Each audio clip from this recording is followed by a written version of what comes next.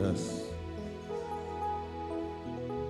Seigneur, nous voulons écouter ta parole. Merci de nous enseigner encore ce soir.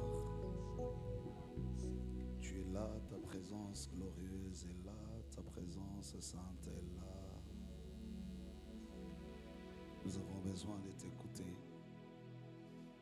Cette semaine, Seigneur, nous t'avons demandé de nous aider, de nous soutenir, de nous faire renaître. Nous t'avons demandé de nous faire croître. Nous t'avons demandé de nous faire ressembler à toi, Jésus. Tel est le désir de nos cœurs. Rien n'est bon, rien n'est parfait. Rien n'est meilleur en dehors de toi. Saint-Esprit, tu le feras.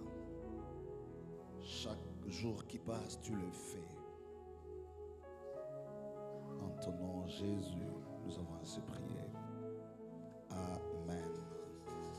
Nous acclamons le Seigneur. Voilà, nous allons rapidement prendre nos Bibles. Merci pour ce moment. Demain, c'est déjà vendredi. Nous espérons avoir aussi beaucoup de temps dans la prière. Et nous allons suivre les enseignements. 1 Samuel chapitre 10. Nous allons lire le premier texte, 1 Samuel chapitre 10.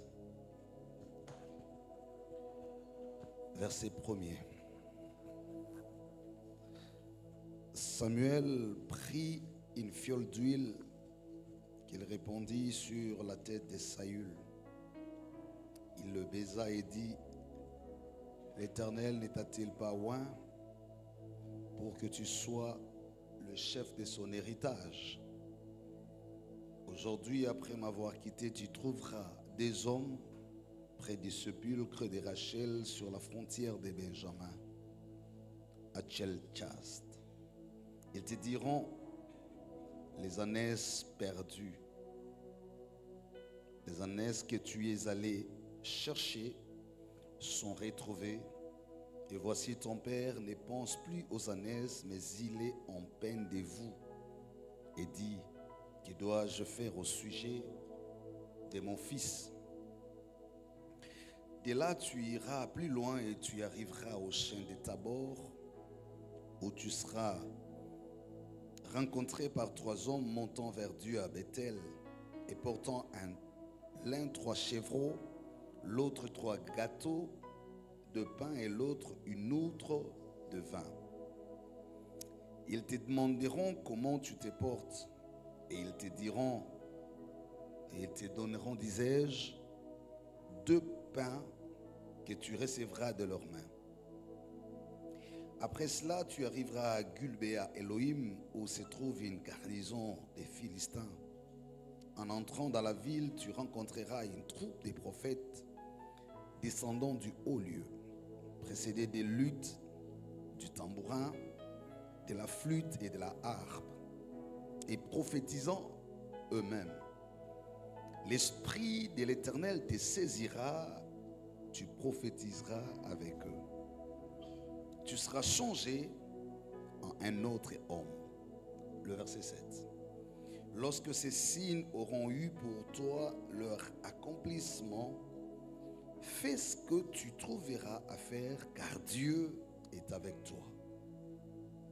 Fais ce que tu trouves à faire, car Dieu est avec toi. Puis tu descendras avant moi à Gulgal, et voici je descendrai vers toi pour offrir des holocaustes et des sacrifices d'action des grâces.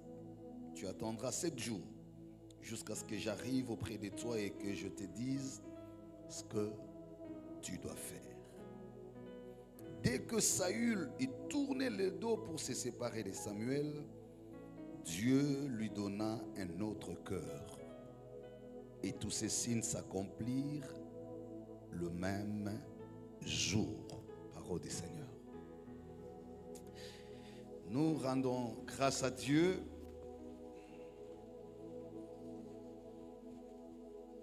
Les acquis du Saint-Esprit, j'ai promis hier, nous allons voir cet enseignement.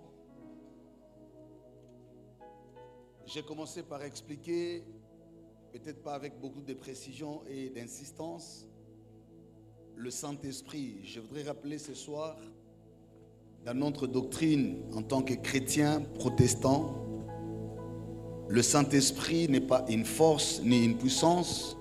Le Saint-Esprit est une personne de la divinité.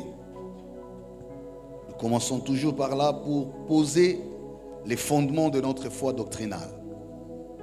Quand nous parlons du Saint-Esprit, nous ne parlons pas d'un objet, nous ne parlons pas non plus d'une force ou d'une représentation, mais nous parlons d'une personne qui parle, qui écoute. Et la Bible va plus loin pour dire qu'il peut même être frustré. Il est difficile de comprendre cette dimension de la personne du Saint-Esprit parce qu'il est esprit. Quand on se considère comme humain, comme personne physique, et on essaye de comparer les éléments en tant que physique, en tant qu'humain, et le Saint-Esprit. Et donc, il n'est pas personne au sens de l'humain. Quand on dit personne, cela ne veut pas dire forcément homme ou humain. C'est ça la nuance. Le Saint-Esprit n'est pas humain, mais il est une des personnes qui composent la divinité. C'est pourquoi le Saint-Esprit a été présenté par Jésus. Nous avons commencé par là, chapitre 1, au verset 6, quand les apôtres ont posé la question, comme hier je l'ai dit, à quand le rétablissement du royaume d'Israël? Jésus de répondre, ce n'est pas à vous de connaître les temps que le Père a fixé de sa propre autorité. Vous, ce qui vous intéresse, attendez le Saint-Esprit. Quand il viendra, il se reposera sur vous et vous rendra témoin. Et hier, j'ai insisté sur la dimension du témoin. J'ai aussi dit, c'est à partir de là que Jésus donne une compréhension entre le ciel et la terre.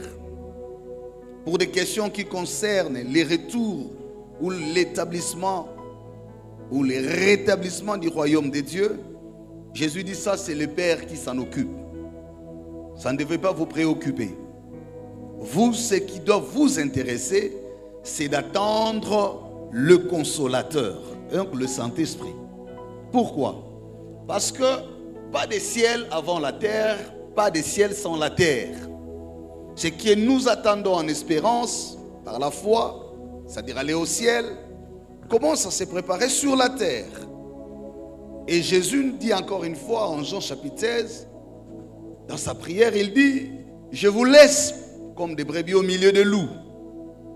Toute la question que nous avons développée hier, à partir de laquelle je voudrais prendre le relais aujourd'hui, c'est comment nous vivons sur la terre après avoir cru en Jésus, après avoir été baptisé d'eau, c'est-à-dire le baptême de la repentance, après avoir espéré aux promesses de Jésus, toutes les promesses. J'ai montré ici, en dépit de tout cela, nous restons vulnérables, fragiles en tant qu'humains. Même quand on a des informations essentielles sur Dieu ou sur ce qu'il peut faire. On a vu Moïse, un grand personnage de la Bible qui parlait avec Dieu face à face, mais il n'a pas tenu devant l'épreuve dans les déserts. Il en avait connu beaucoup, mais une seule épreuve l'a mis KO. On a vu Élisée, on a vu Élie, beaucoup d'hommes, sauf Jésus. Et j'ai rappelé, à partir d'Abraham jusqu'à aujourd'hui, aucun homme ne peut en lui-même vaincre sans l'appui du Saint-Esprit. Tout ce que nous faisons doit avoir l'appui et les sceaux du Saint-Esprit. Alléluia.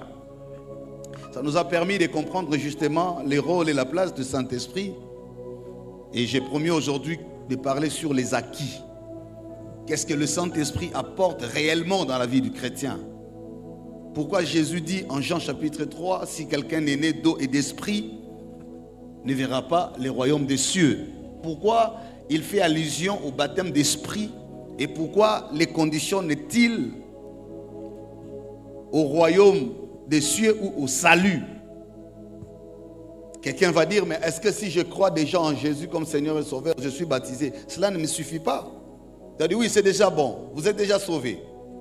Mais il y a ce qu'on appelle les déjà et les pas encore. Vous êtes sauvé quand vous avez Jésus.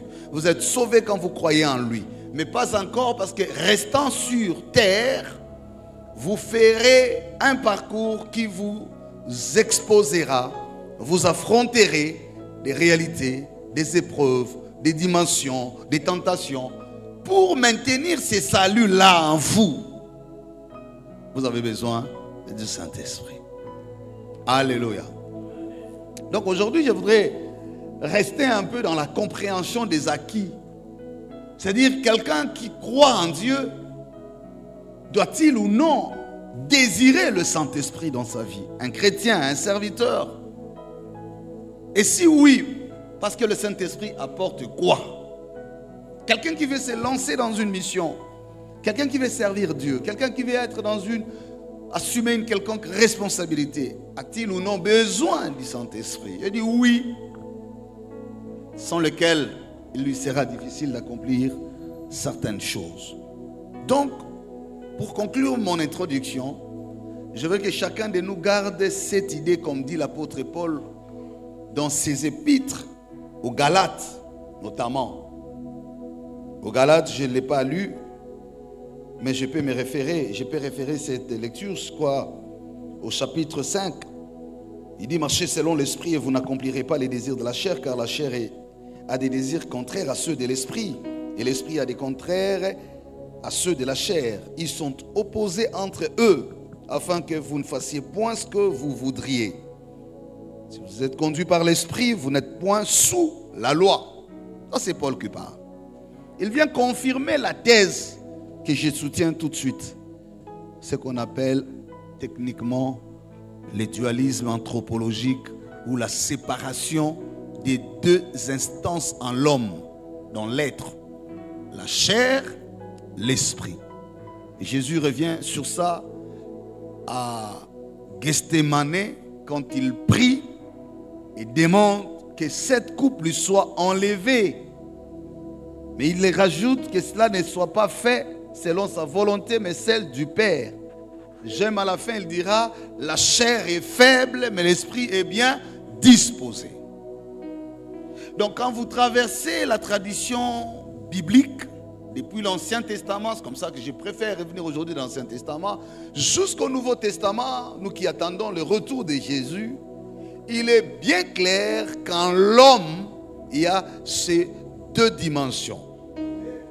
Il y a une dimension qu'on appelle la chair, il y a une autre qu'on appelle l'esprit. Je parle des dimensions. La dimension de la chair est celle qui est rattachée à l'humain. Et l'humain provient de la poussière de la terre ou la matière. La matière. Quand vous revenez en Genèse chapitre 1er, le verset 27 et 28, quand Dieu crée l'homme, non seulement qu'il dit l'intention de créer l'homme à son image et selon sa ressemblance, il va plus loin en posant l'acte de la création. Quel est cet acte? La Bible dit, il prend la poussière, il prit la poussière du sable. C'est avec cette poussière qu'il a formé la chair. Les Hébreux appellent ça bachar, la combinaison du fort et du faible. Le produit, l'élément de base à partir duquel on crée l'homme, c'est la poussière. Et la poussière symbolise la fragilité. Donc la fragilité humaine n'est pas d'abord liée au péché. Non, théologiquement, la faiblesse ou la fragilité de l'homme n'est pas liée à l'acte du péché, mais à l'acte de son existence. Quand Dieu le crée, il utilise deux instances, la parole et l'esprit. Il dit, mais à côté de la parole et l'esprit, il utilise l'élément matériel. Le matériel, il ne le prend pas au ciel. il ne le prend pas en esprit, il le prend dans la nature, la poussière. Et c'est ce qui fait la chair. C'est comme ça que quand l'homme finit ses jours sur la terre, on lui dit, tu as été tiré de la poussière et c'est dans la poussière que tu finiras ta course. Et ces corps beaux, jolis, soit-il, quand il revient de la poussière, il se décompose, il revient à son état initial de la poussière. Donc, lorsque nous parlons de la fragilité, de la finitude, de l'état humain ou de la faiblesse humaine, cela n'est pas directement lié ou avant tout avec le péché. L'homme existe, l'homme qu'on appelle Adam existe dans la formule de la combinaison du fort et du faible. Raison pour laquelle quand le diable vient comme le serpent, il active l'instance faible de l'homme, la chair. Et quand il active la chair, comment on sait qu'il active la chair? Il attire l'homme vers ce qui satisfait la chair.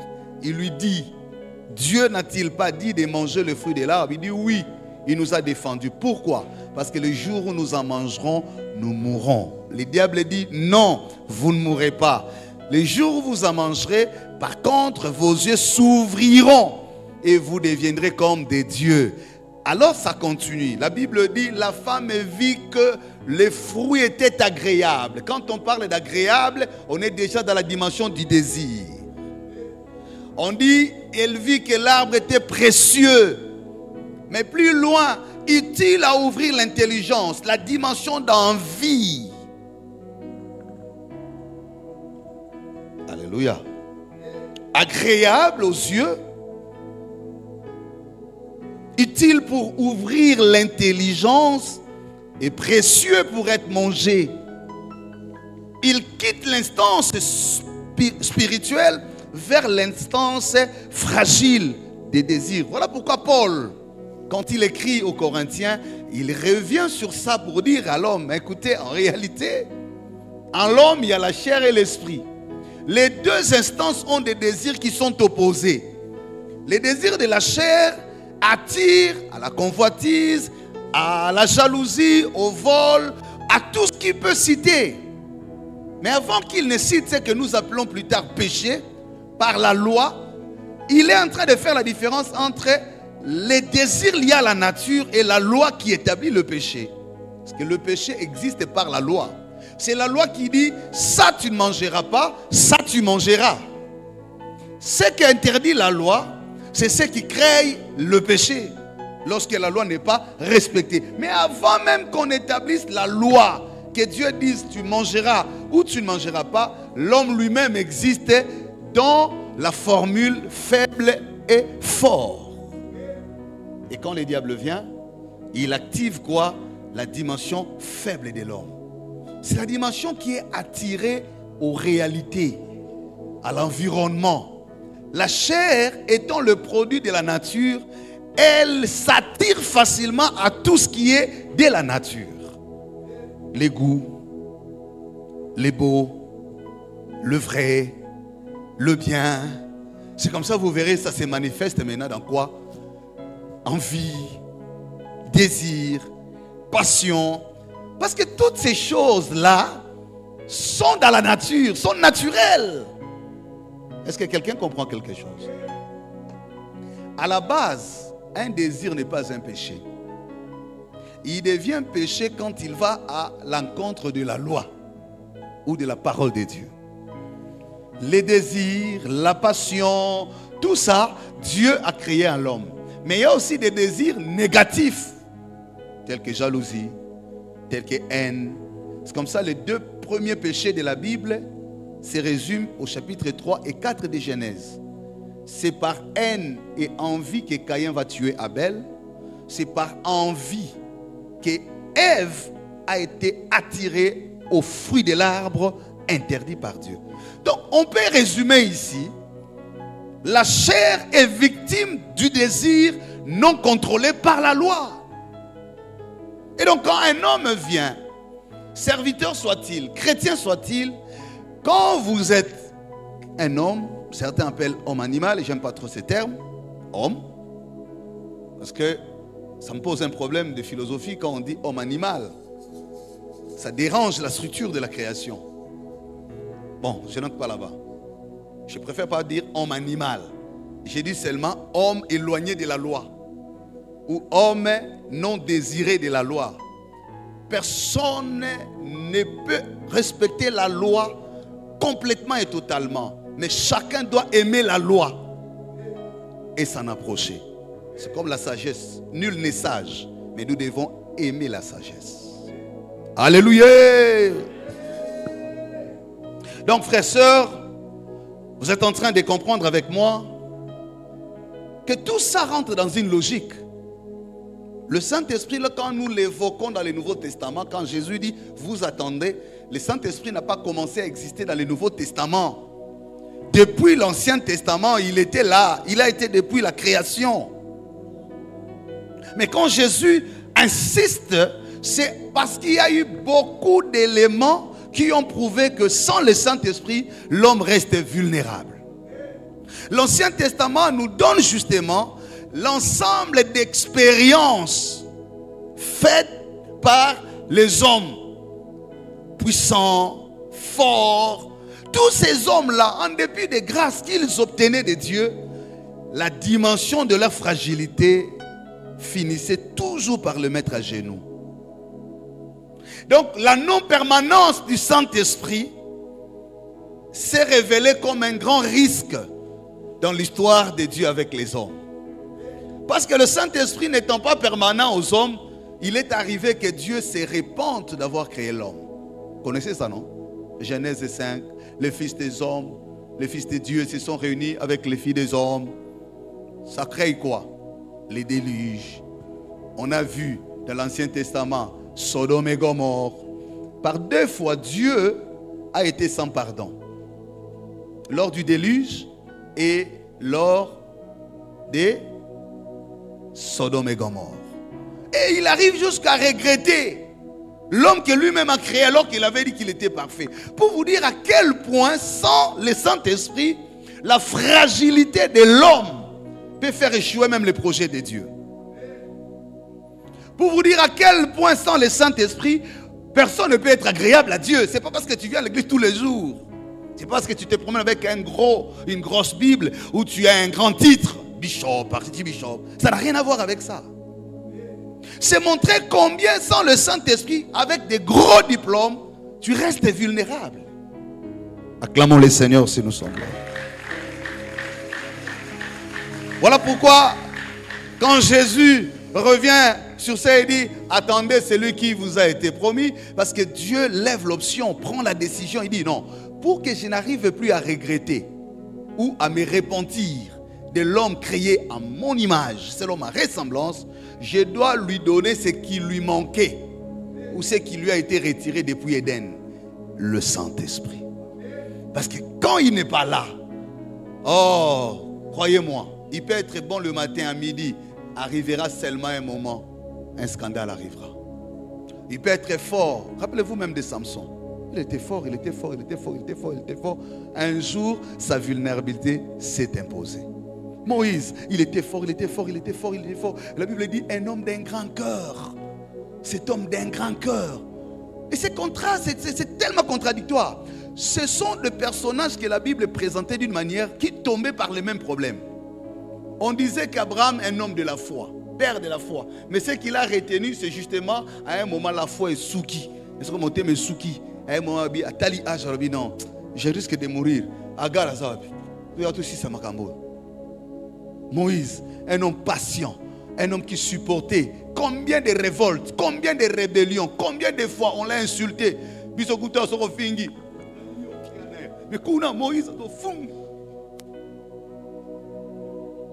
Mais il avait toujours un cœur patient.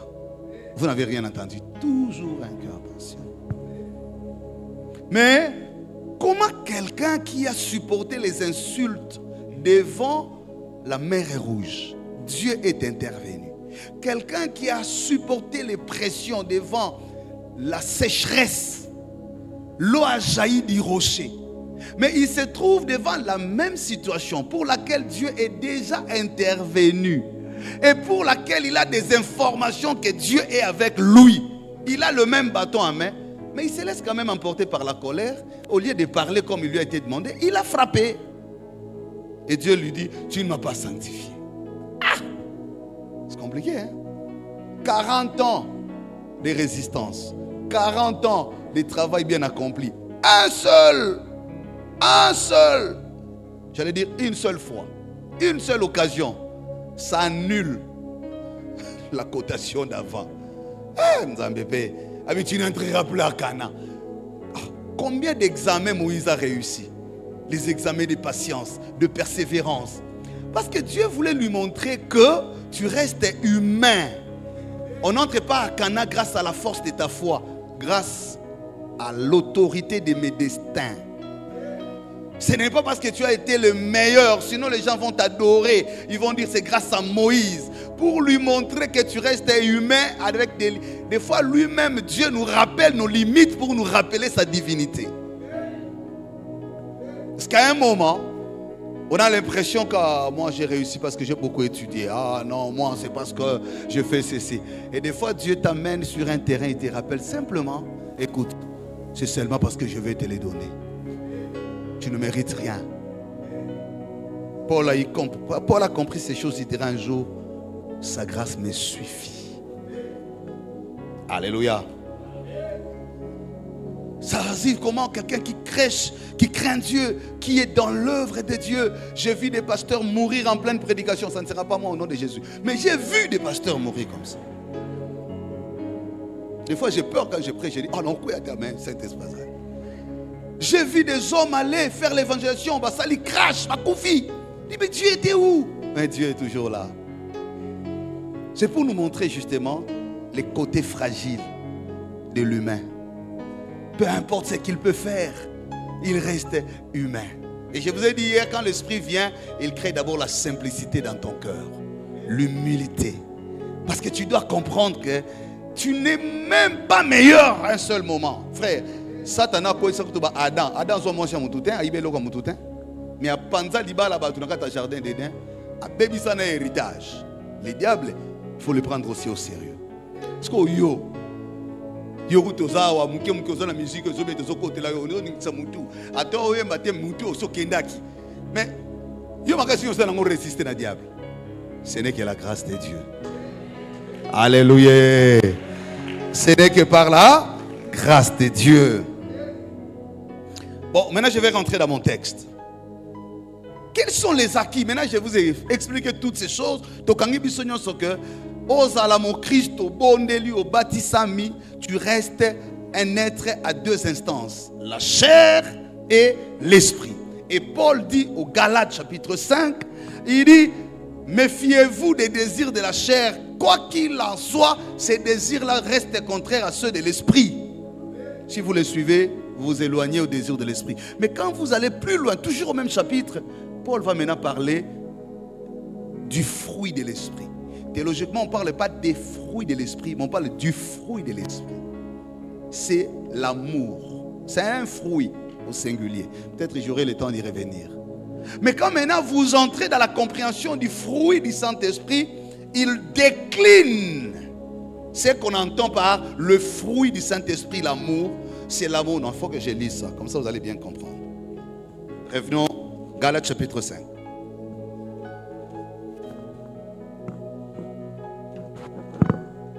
Galates chapitre 5.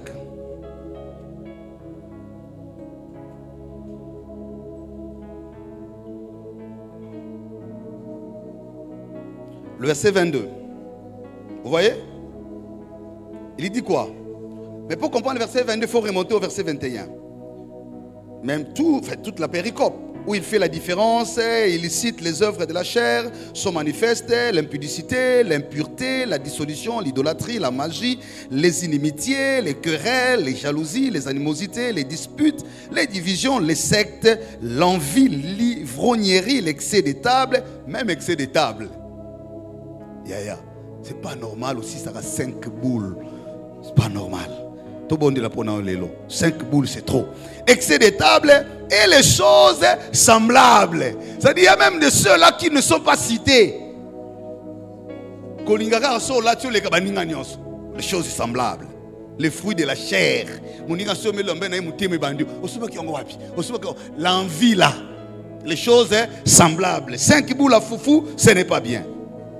Mais quand il finit ça, il dit, je vous dis d'avance, comme je l'ai dit déjà, que ceux qui commettent de telles choses n'hériteront pas les royaumes de Dieu. Mais le verset 22 maintenant, il pose, il dit, mais le fruit. Il utilise ici l'article défini, singulier. Mais le fruit. Ce n'est pas les fruits, non, c'est le fruit. C'est fruit de l'esprit. Il dit, c'est l'amour. Ça, c'est la version française traduite. Quand vous êtes dans les versions grecques, c'est encore beaucoup plus compréhensible. Donc, quand on parle du fruit de l'esprit, le fruit de l'esprit, on pose d'abord l'amour. Pourquoi? Parce que quand tu reviens dans la loi, la seule loi sur laquelle Dieu établit, il dit, tu aimeras ton Dieu de tout ton cœur, de toute ta force, de toute ta énergie et ton prochain aussi. C'est l'amour qui fait la christologie, la croix. C'est l'amour qui t'attire vers Dieu. On n'est pas attaché à Dieu parce qu'on attend de lui les bénédictions. On n'est pas attaché à Dieu parce qu'on attend de lui l'élévation, les promesses, les mariages. Non, on est attaché à Dieu verticalement par amour. Tu aimeras l'Éternel ton Dieu. Et à son prochain, on n'est pas attaché parce qu'il est de sa tribu, parce qu'il est du même coin, ou parce qu'il te donne l'argent, ou parce que tu as des projets de le prendre en mariage. Non, on est attaché à son prochain par amour. Mais cet amour-là, c'est veut désintéressé. C'est pourquoi ça ne doit pas avoir des éléments de justification. Oh non, on a dit que c'est colonabiso. Oh non, non, non. Quand ça se justifie, ce n'est plus l'amour selon Galates. Hein? L'amour dont on parle doit être désintéressé. Il est mon frère, elle est ma soeur, parce que nous croyons, même s'il ne croit pas comme toi. Rappelez-vous des bons samaritains. L'exemple que Jésus va montrer ici sur l'amour. Les sacrificateurs respectueux de la loi qui ne voulaient pas se rendre impurs par les sangs parce que la loi interdisait aux sacrificateurs de toucher du sang. Ils voient la victime, ils s'éloignent. Mais un samaritain qui en fait était hors la loi vient reprendre. C'est ça que Jésus présente comme modèle d'amour. C'est comme ça qu'on dit l'amour supporte tout. L'amour est plus grand que la raison. La raison réfléchit sur base des éléments naturels. La raison te pousse à établir des lois sur base d'un raisonnement. Mais l'amour, c'est la foi. Il ne réfléchit pas. Quand je ne donne pas pour attendre au retour quelque chose. Quand je sers, je ne sers pas pour attendre une récompense. Quand j'obéis, je n'obéis pas pour être félicité. Quand je dis je crains Dieu, je ne le crains pas pour m'élever, pour être élevé. La crainte de Dieu n'est pas la monnaie d'élévation. La crainte de Dieu n'est pas la garantie de la bénédiction. On ne craint pas Dieu pour attendre la bénédiction. Parce qu'on l'aime. L'amour. Voilà pourquoi l'Église a beaucoup de difficultés aujourd'hui. Tout est fait sur base de calculs intéressés. Tout est fait par rapport aux projections. Même quand quelqu'un dit qu'il te soutient, il y a toujours un petit calcul derrière. Très rarement nous trouvons aujourd'hui quelqu'un qui ne connaît pas l'autre, même à l'église, ce qui est grave. Les gens se regardent en fonction des visages, en fonction des tribus, en fonction d'intérêts. C'est vrai qu'on a des problèmes au niveau du pays. Vous voyez les gens s'entre-déchirer pour une question qui ne pouvait se résoudre que par l'humilité, par acceptation. Il suffit que je regarde mon frère comme mon frère et que je comprenne que ce qu'il dit peut avoir la raison et ce que moi je dis je peux me tromper et qu'ensemble nous cherchons ce qui peut nous construire ensemble. L'incapacité seulement de reconnaître que l'autre peut avoir raison, ça déchire le pays. Ça amène même la guerre. Et des milliers de victimes tombent sur le coup. Quand vous remontez les causes, l'orgueil humain. C'est comme ça que Caïn a tué Abel. Et Dieu lui dit quoi?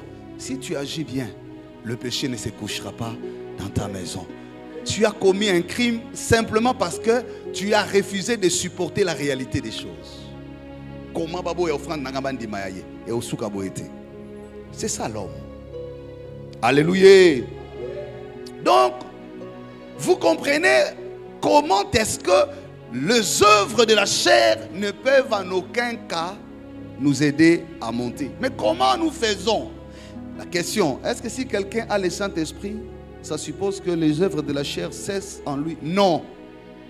Je vous ai dit à l'introduction, la chair est liée à la nature. Et ces désirs ne nous quittent qu'à la mort. Tant que tu es vivant, tu es humain, tu auras tout ça. La question c'est comment tu gères et l'esprit et la chair. Alléluia. Okoko ta prière à 40 jours, Nzambe longolangai, longolangai, soki molimo ya muyibi, longolangai, oui, eko longo, mais muyibi et utakana envie. Bon été.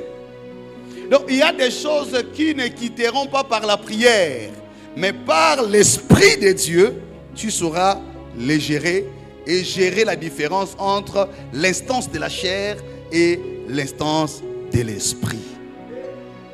Est-ce que jusque là ça va? On a un enseignement, hein? Je vous explique la doctrine. Ici je fais un enseignement doctrinal avec des bases bibliques pour que vous compreniez ce qu'on appelle l'unité herméneutique de la Bible. De l'Ancien au Nouveau Testament, les bases restent constantes, les bases de la foi. Une thèse qu'on appelle dogme en théologie doit être une vérité qui peut se justifier dans l'Ancien comme dans le Nouveau Testament. C'est ça l'exercice que je suis en train de faire avec vous. Quand on parle du Saint-Esprit, ne vous projetez pas seulement, parce que certains pensent que quand nous parlons du Saint-Esprit, ça s'est réduit au parler en langue. Ça s'est réduit au miracle. Ça s'est réduit à l'onction. Alléluia. D'ailleurs, moi je suis pentecôtiste, c'est ça chez nous. Très mal on a été éduqués. Les gens pensent que quand quelqu'un a le Saint-Esprit, il doit forcément parler en langue. C'est comme ça que les gens inventent aussi de parler en langue. Il ne sait même pas ce qu'il dit lui-même. Ce que le Bible était par sa spiritualité. C'est comme si ce prophétie, prophétie, une intercession, on dit matin, oh, namoni, namoni, mbila, et sangani na orange. Makanisi à mon tour. Ce que le Bible était les mélailles. C'est comme ça qu'on fait des artificiels. Non, le Saint-Esprit vient nous donner ce qui est authentique, ce qui est vrai. Demain, je reviendrai avec force détail à partir du texte que j'ai lu sur le don. Aujourd'hui, je parle d'abord des fruits. Parce que parmi les acquis du Saint-Esprit, il y a le fruit de l'Esprit, mais il y a aussi les dons de l'Esprit. Et je vous ai dit, il y a aussi les armes de l'Esprit. Le séminaire au Fossalonta, une semaine. J'essaie de compresser les choses. Mais aujourd'hui, Kanga était le fruit. Mais pourquoi les fruits de l'Esprit? Parce qu'en fait, je reviens maintenant dans mon texte de base. Je vois l'expérience dans l'Ancien Testament. Parce que je viens de dire, l'homme, dès le début, j'insiste parce que ça c'est la doctrine. La faiblesse de l'homme n'est pas liée à l'acte du péché. Le péché est un acte. Ce qu'on appelle péché, c'est tout acte qui est contraire à la loi de Dieu. C'est ça qu'on appelle péché. Mais le péché n'est pas en l'homme. Le péché provient de la loi. Et Paul le dit en Romains 8, il explique. Et même en Galates, il dit, nous sommes affranchis. Si quelqu'un est libre, il n'est plus esclave de la loi. Maintenant, la question sur la loi, ça c'est encore un autre débat. Qu'est-ce qu'on appelle péché? Ah, balobi excès de table. Moutouazali na tenya. Soit si ça a 8 boules. À ce péché, tepo, ils ont qualité à l'iboumonaye. Qualité à Zanatenia. Ce que les 4 rotondes à testomé aux allées passer. Il faut 8 boules. Bon, maintenant on dit excès de table. Qui donne le contenu de excès de table? Bino bokoma rolia awa oche spaghetti, awa oche nini avocat. J'ai toujours posé la question, le contenu de l'excès de table. Là nous tombons aussi dans ce qu'on appelle la relativité dans la compréhension de la loi. La question, qu'est-ce qu'est la loi de Dieu?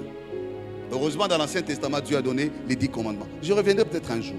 Mais ici, je suis en train d'insister sur le fait que quand nous parlons du péché, c'est en fonction de ce que Dieu interdit. Ce qu'on appelle, c'est comme ça dans le jardin d'Éden, Dieu donne une interdiction claire. Et il dit, tu mangeras tous les fruits. Mais quant aux fruits du milieu qui cachent la connaissance du bien et du mal, c'est pour dire quoi? La loi doit avoir les caractères précis. La loi doit éviter des interprétations, on dit en termes techniques, des interprétations analogiques. C'est-à-dire des interprétations des ressemblances. On dit par exemple, moi na moi si kola te lamba ya mobilité. Bon, yebisanga lamba mobile zani. Ah wawa, soit le petit pantalon et ça lamba mobile. Mais bah yesu bazala ta robe. Robe et lamba mobile tu ya moi si. Hein? Non, je pose la question. Palobi, moi si kola te lamba ya mobilité. Biso so bien lamba mobile, ça veut dire pantalon hein. Mais si on a oublié yesu yemoka zola ta robe. Azotambola nango robe. Ndenge nasala na scène sana okomi na robe. Chikoyo nini selamba mo si nini sa mobile. Et comme question ba culture. Yesu alobi tato alingi mwana kokopesa ye nyoka te na esika ya lipa. Mais pas na biso na bujala. Nyoka eloka mabete. Est-ce que vous avez un malam? C'est-à-dire la culture wana, le serpent représente quelque chose d'autre par rapport à notre culture. Et c'est ce qui complique les gens. Les gens s'embrouillent dans la doctrine. Ils créent leur propre péché, mais aussi ils négligent ce que Dieu interdit. C'est-à-dire, ça tombe dans la confusion. Je disais ça pour montrer que la notion de la loi exige la rigueur dans l'interprétation. Parce que nous avons un péché psychologique et artificiel. Nous avons des chrétiens dont la délivrance est si la carte. Processus est si la carte. Parce qu'à chaque fois, on lui rappelle. Oh, il faisait la tondolo, il y a pas qu'on a bu. À côté prier pour la tondolo, tondolo, tondolo, tondolo. À Silici, batelabi non. Oh, ça, combo ya mboka. Bakeluka, vous traumatisez les gens. Parce que vous êtes toujours esclave de la loi. Paul dit quand on est sauvé, on est libre. Pourquoi tu n'as jamais cru à ta délivrance jusqu'à aujourd'hui? 5 ans, 10 ans, nous sommes un serviteur. Alors, le qui prophète, on a eu délivrance. Délivrance, c'est rien. Est-ce que ce n'est pas une délivrance psychologique, artificielle? On t'a collé un peu dans d'autres, à l'ali. Tellement lingolia comme l'autre azolia. Oh non, il y a randoki, il y a nabutu. Na mona kaka zolia. Monsieur zape kindogite, monsieur sa lingande olia mingi. Solo bilo kozozong lena butu, akansa zolia mais anendokite. Église kanga batu bandoki. Et kanga bana batu bandoki. Pourquoi? Il y a beaucoup d'exemples que je donne pour vous faire comprendre la nécessité du Saint-Esprit pour les dons de discernement. Zong lango lobby. Quand l'église, l'intercession n'est pas conduite par le discernement, nous allons nous embrouiller avec des messages faux, des interprétations fausses. Tokanga na bandoki. Mutu akomaka na kisi ka soko mosambon. Azaki mobola wa bozolo bateza na kisi. Nzamba pamela suka mutuka mo kutu ya occasion. Oh non, Seigneur a qui ça. Biloko wana. Il faut que tika yango. Alléluia. Donc on a tellement besoin du Saint-Esprit pour donner la précision et la rigueur dans l'église. Le Saint-Esprit nous évite des tâtonnements, des langages flous. Une prédication doit être claire. Un enseignement doit avoir une doctrine claire. Ce qui est autorisé est autorisé. Ce qui est interdit est interdit. Il n'y a pas de milieu.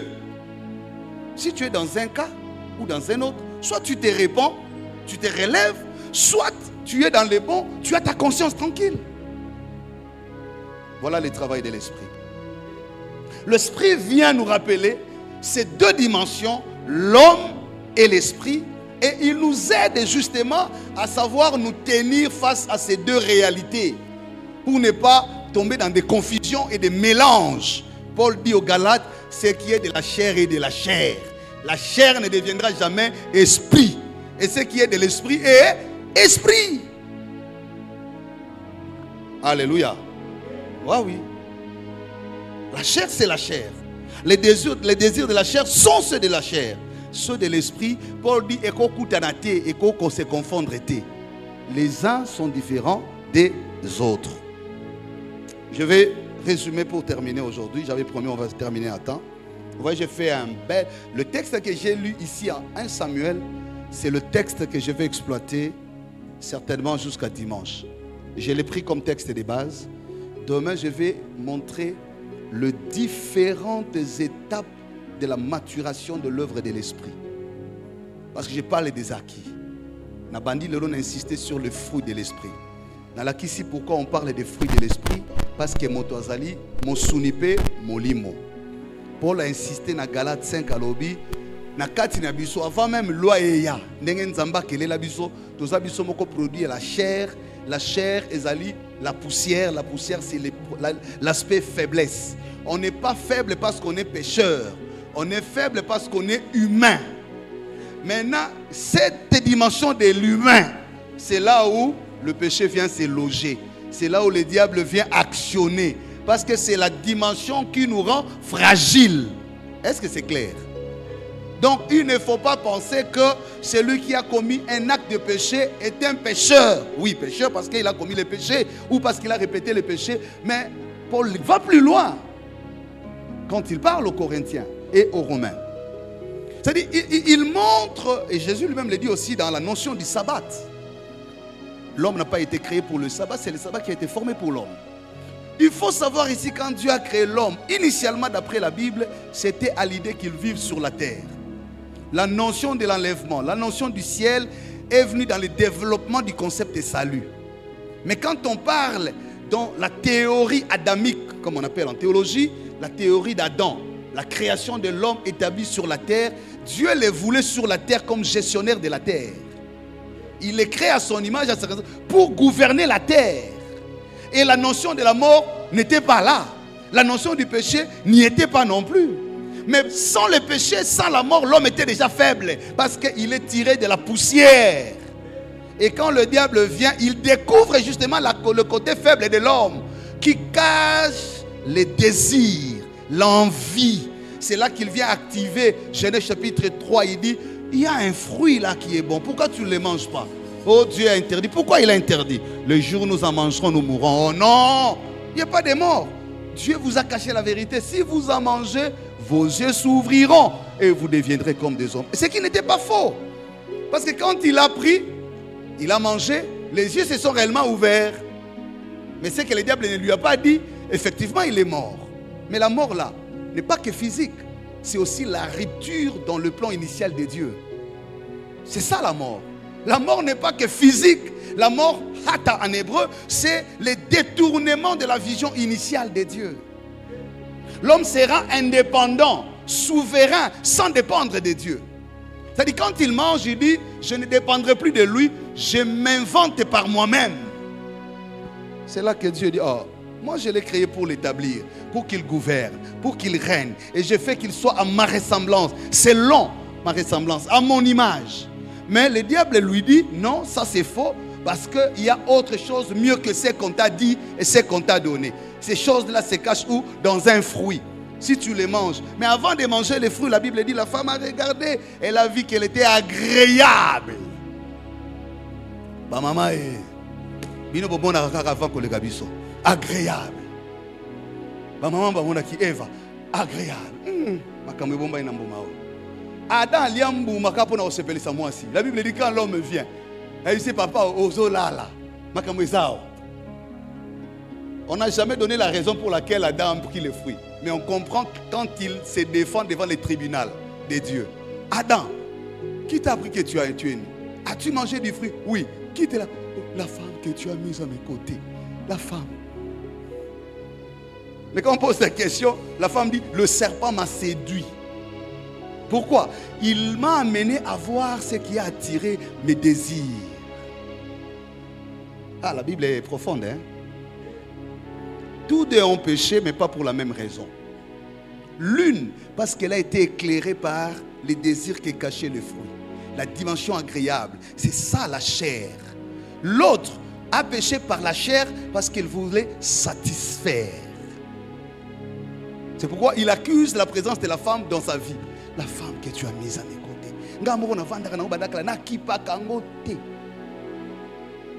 Et quand tu as papa, quand bango badondo bongo yo po tanga lokola bangoti. Moneka église be kufaka maman ofungula permis. Papa yo sana liloko nzambe ofanda kabo hein okubanda pe loko na yo. Mama maman mona musika. L'agréable. L'homme était là, mais il ne voyait pas ça. Parce qu'il n'était pas attiré à ça. Le désir est actionné par le diable. Donc vous comprenez avec moi que quand nous parlons de la notion du péché, l'homme n'est pas naturellement péché ou pécheur. Le péché, c'est l'acte contraire à la loi. Et quand l'homme le pose, qui incite à cet acte, c'est le diable. Voilà pourquoi en Genèse, il vient comme le serpent pour donner l'image de la séduction. Le serpent a la ruse. La ruse, c'est l'art de la dissimulance, de la ressemblance. Il embrouille, il change l'image des choses. Voilà d'où tout est parti. Maintenant, Dieu a eu des difficultés avec le temps. Caïn a tué Abel, et puis le fils des hommes, Genèse 5, ont envié les filles des hommes. Maintenant, ils sont tombés. Après, Dieu commence à regretter. Comment j'ai créé cet homme? Pourquoi même je l'ai créé? Et puis, ça ne s'arrête pas là. C'est encore Sodome et Gomorrhe. D'abord, Sodome et Gomorrhe. Ah! Après beaucoup de repentance, Dieu dit non, non, non. L'esprit de l'homme est comme pollué. Il ne peut plus vivre éternellement. Il faut lui trouver une autre formule. Sinon, j'ai déjà mis la loi. Mais même la loi n'arrive pas à les sanctifier. Il faut chercher ce qui peut lui donner la nature de la sainteté.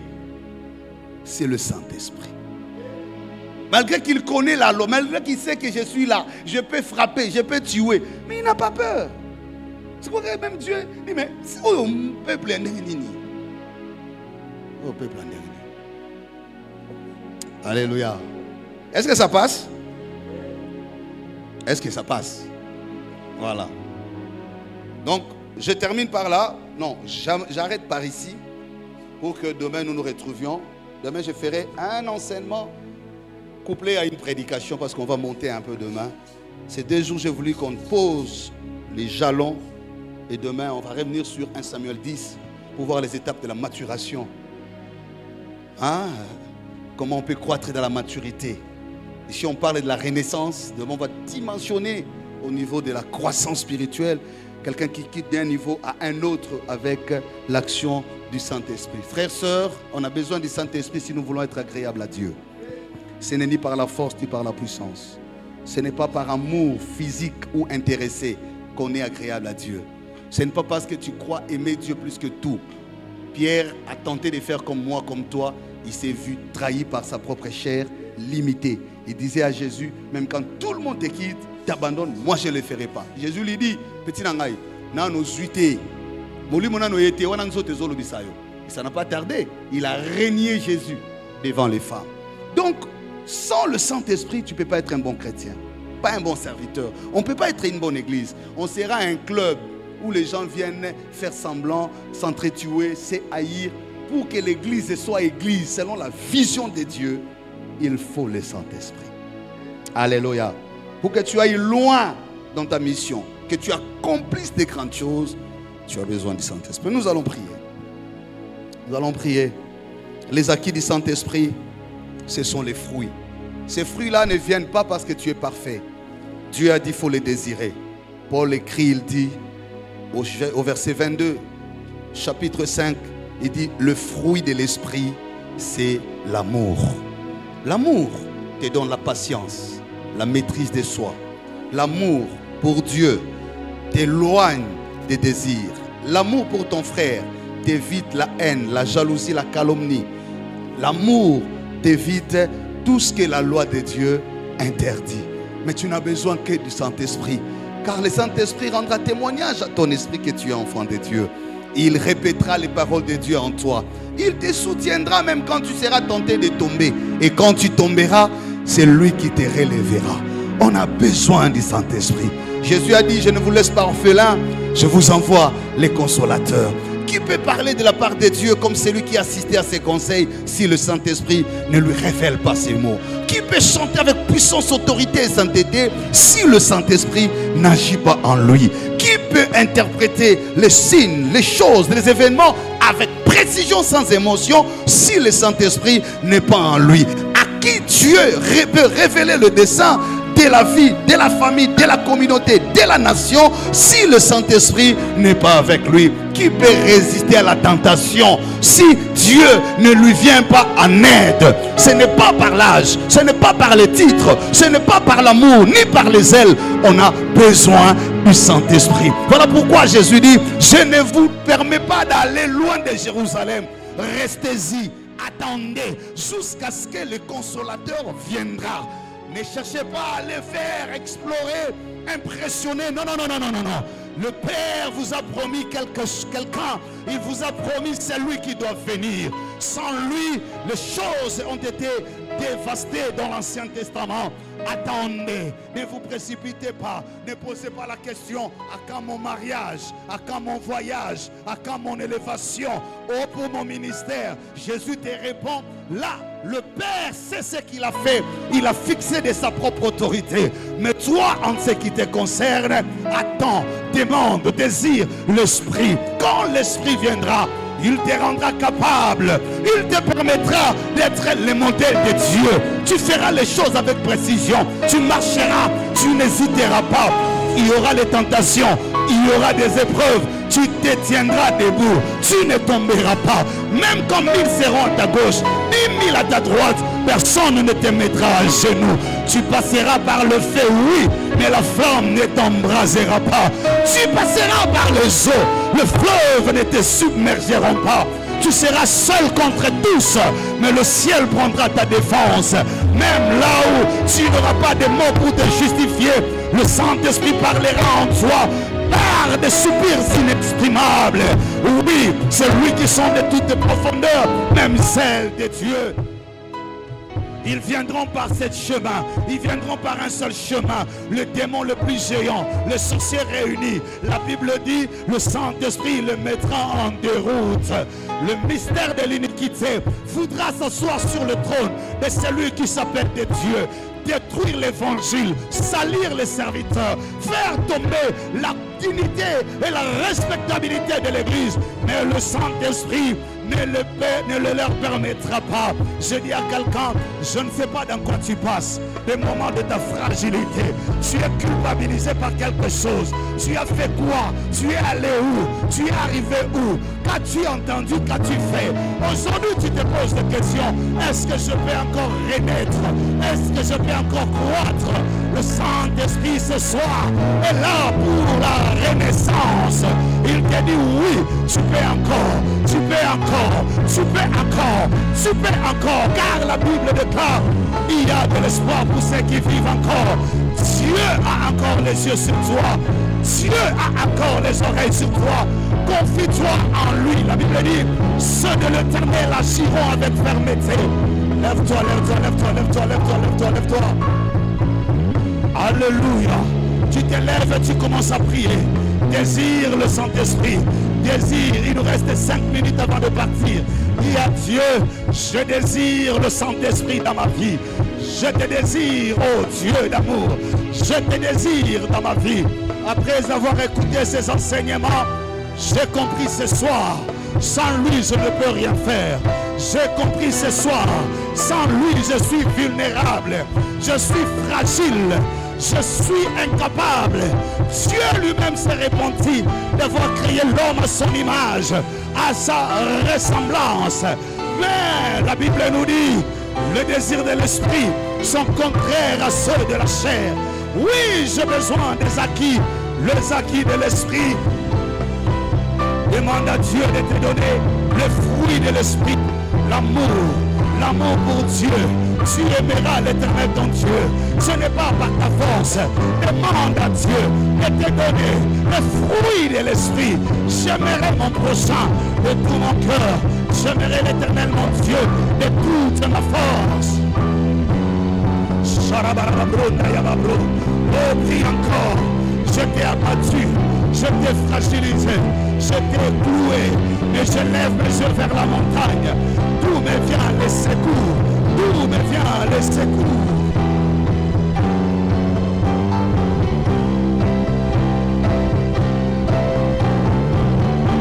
On est là. Nous avons besoin de toi, cher Saint-Esprit. L'Église a besoin de toi. Ma vie a besoin de toi. Mon ministère a besoin de toi. Sans toi, je ne suis rien. Sans toi, je ne peux rien. Sans toi, je ne suis rien. La chair dominera toujours. Et si le Saint-Esprit est là, il séparera ses désirs. Il les éloignera de toi. J'ai besoin de toi, cher Saint-Esprit. J'ai besoin de toi, cher Saint-Esprit. Prie, demande le Saint-Esprit. Le désir de l'Esprit en toi, le fruit de l'Esprit en toi, que Dieu mette dans ton cœur le fruit de l'Esprit. Oh, alléluia, alléluia, le fruit de l'Esprit, le fruit de l'Esprit, le fruit de l'Esprit. J'en ai besoin, le désir de l'Esprit, le désir de l'Esprit. Je désire. Cher Saint-Esprit, je désire en moi les œuvres de l'Esprit, l'œuvre du Saint-Esprit en moi, l'œuvre du Saint-Esprit. Alléluia. Au-delà. Il nous reste 2 minutes seulement. Tu as besoin du fruit, l'amour de Dieu en toi. Que le Saint-Esprit t'apprenne l'amour de Dieu. Oh Jésus. Oh Jésus. Oh Jésus. Oh Jésus. J'ai besoin de toi. J'ai besoin de toi. J'ai besoin de toi. La vie de Jésus. La vie de Jésus.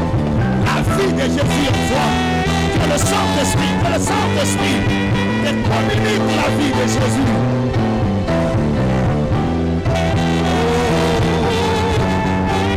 Alléluia, alléluia, alléluia, alléluia, alléluia. Oh là là là là là là là là là là là là là. Oh là là là là là là là là là là. L'amour de Dieu, l'amour de Dieu, l'amour de Dieu. Je verrai l'Éternel mon Dieu. Apprends-moi à t'aimer, Seigneur. Apprends-moi à t'aimer.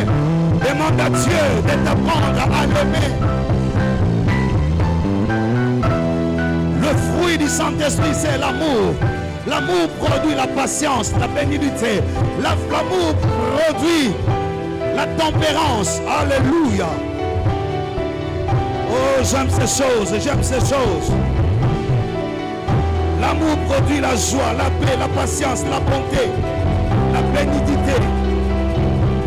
La bénignité, la bénignité, la fidélité, la douceur, la tempérance.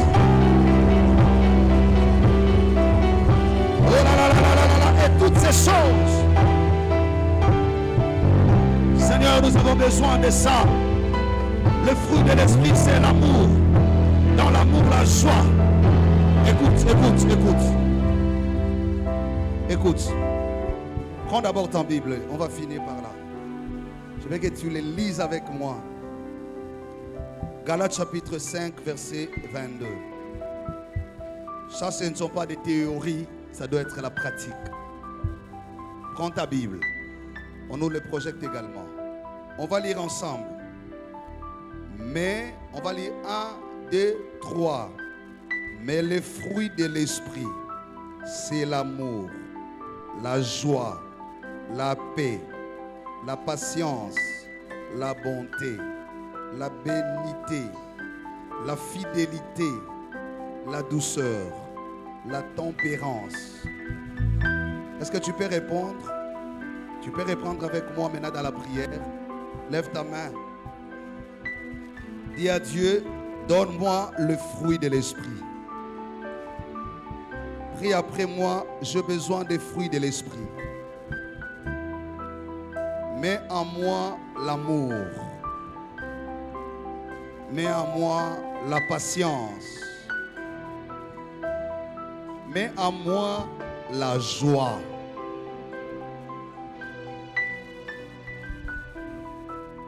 Même quand je suis dans les moments difficiles,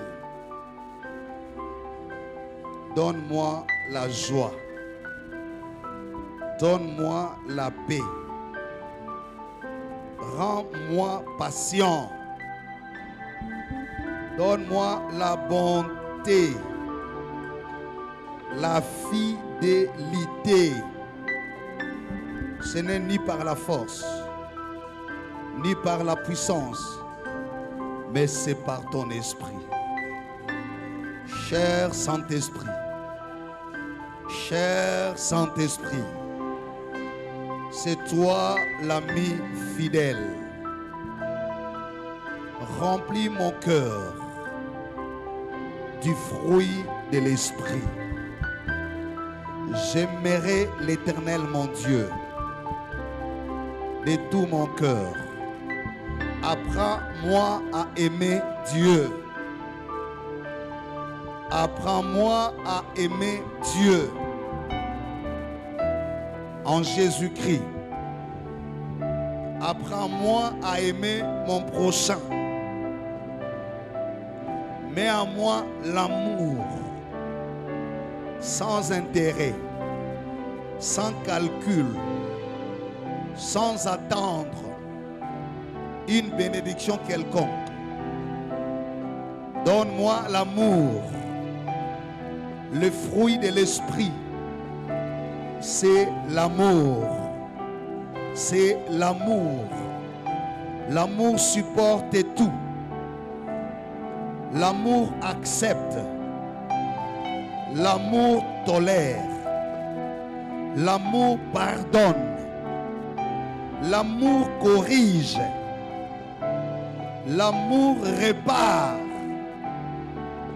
Donne-moi les cœurs sensibles à corriger, à réparer, à me repentir, à demander pardon. Donne-moi l'amour. Lave mon cœur.